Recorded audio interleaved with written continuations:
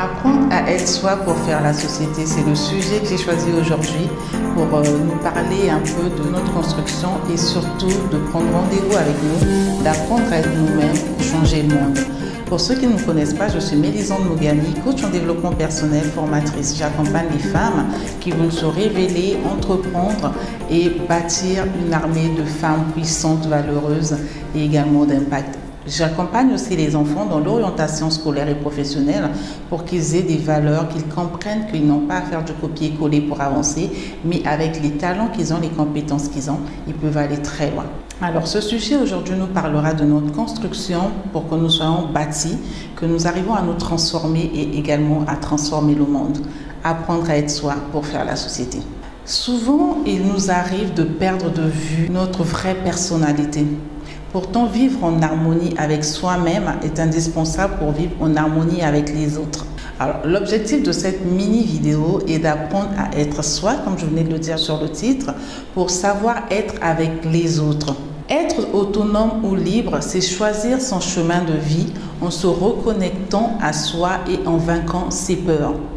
Les personnes autonomes, lorsqu'elles rencontrent quelqu'un, pour la première fois surtout, comme la plupart des individus d'ailleurs, elles demandent d'abord le métier que fait cette personne et les études que celle-ci a suivies.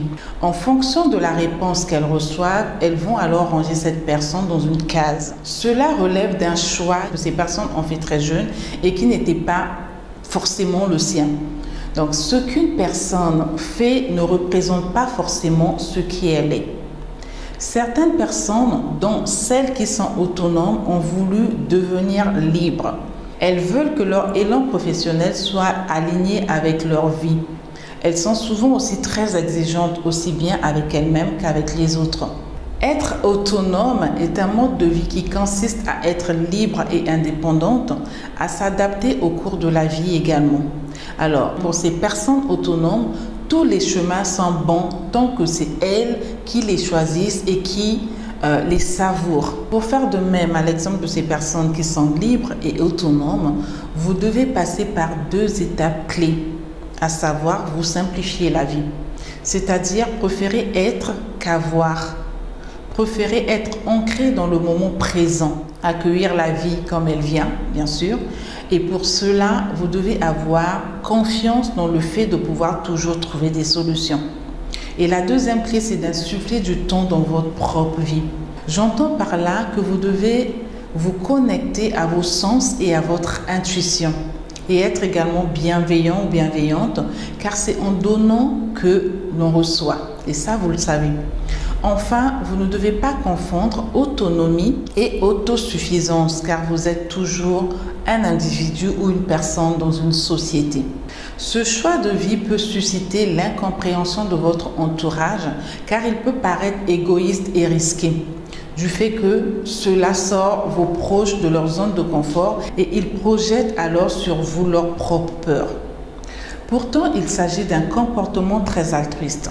Car pour vivre en société, il faut d'abord savoir vivre avec soi-même. Et pour atteindre cet objectif, vous devez vous affranchir de votre milieu, de votre éducation, également de votre religion, des partis politiques aussi et de ce que la société attend de vous. Vraiment de ce que la société attend de vous. En d'autres termes, vous ne vous trouverez qu'en ayant réussi à vaincre vos peurs. En effet, tout saut dans l'inconnu réveille de vieilles peurs, car il génère une perte de repères. Il faut beaucoup d'amour pour accepter la petite voix qui vous dit que vous n'allez pas réussir comme une part de vous, mais agir malgré tout. L'une de vos missions de vie est de réussir à dépasser ce que vous n'avez pas réussi à faire. Par exemple, pardonner à un proche qui ne vous a pas soutenu lorsque vous aviez eu besoin de lui. Inversement, faites attention à ne pas confondre puissance et toute puissance, car il est impossible de tout contrôler. C'est pourquoi vous devez être aligné avec votre essence pour vous sentir en sécurité malgré vos peurs et ainsi générer des richesses dans votre vie et dans celle des autres.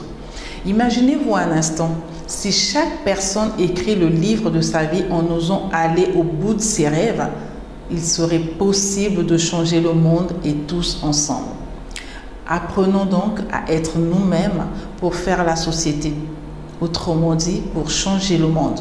Voilà ce que j'avais à vous partager dans cette vidéo. J'espère que ça vous a parlé. J'attends vos commentaires pour me dire ce que vous en pensez. Comment est-ce que vous faites pour apprendre à être vous-même afin de faire la société, ensuite changer le monde. Parce que nous voulons tous que les personnes que nous côtoyons, que les personnes que nous aimons changent. Mais nous oublions des fois que le changement doit partir de nous. Et ça part de nous en apprenant à être nous-mêmes, en apprenant à être soi. Et quand nous changeons, nous arrivons à impacter, nous arrivons à influencer positivement les autres. Et forcément, nous changerons les nations, nous changerons la société, nous changerons notre entourage. Donc, par relais, l'un après l'autre, nous y arriverons.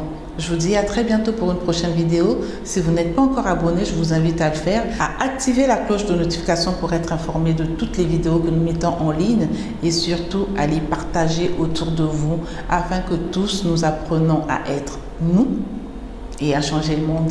À très bientôt. Au revoir.